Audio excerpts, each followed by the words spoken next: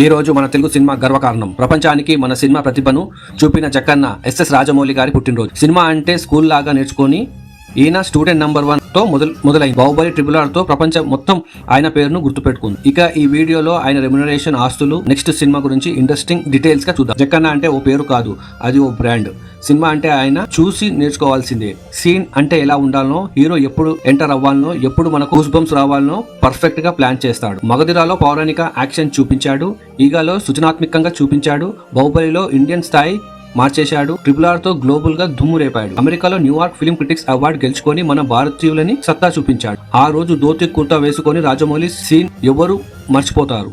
అతని సినిమాలో వాడిన వస్తువుల్లో చూడండి, సింహాద్రిలో గొడ్డలి, మగధీర ఖడ్గం, ఈగ సూది, RRR బల్లెం, ఇవన్నీ జక్కన్నకే సొంతం. ఇప్పుడు మనందరికీ ఇంట్రెస్టింగ్ ఏంటంటే జక్కన్న ఆస్తులు ఎన్ని అని. వింటున్న ట్రాక్ ప్రకారం ఆయన మొత్తం ఆస్తులు దాదాపు 200 కోట్ల వరకు ఉన్నాయట. హైదరాబాద్ లో బంజారా హిల్ లో విలాసవంతమైన ఇల్లు ఉంది.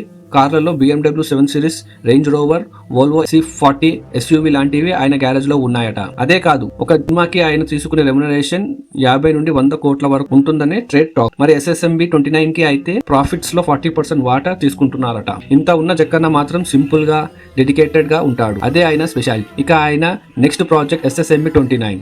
మన సూపర్ స్టార్ మహేష్ బాబుతో తీయబోతున్న సినిమా ఇది. ఆఫ్రికన్ అడ్వెంచర్ బ్యాక్డ్రాప్ లో సాగే గ్లోబల్ యాక్షన్ మూవీ అంట.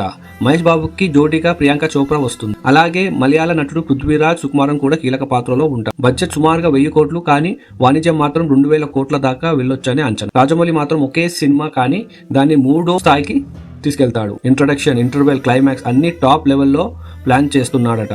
ఇది మన జక్కన్న రాజమౌళి గారి అచీవ్మెంట్స్, ఆస్తులు, నెక్స్ట్ మూవీ అప్డేట్. మనందరి తరఫున ఒకటే మాట, హ్యాపీ బర్త్డే జక్కన్న. ఇంకా ఇలాంటి ఇంట్రెస్టింగ్ టాపిక్ కోసం లైక్ కొట్టండి, షేర్ చేయండి, మా ఛానల్ సబ్స్క్రైబ్ చేసుకోవడం మర్చిపోవద్దు.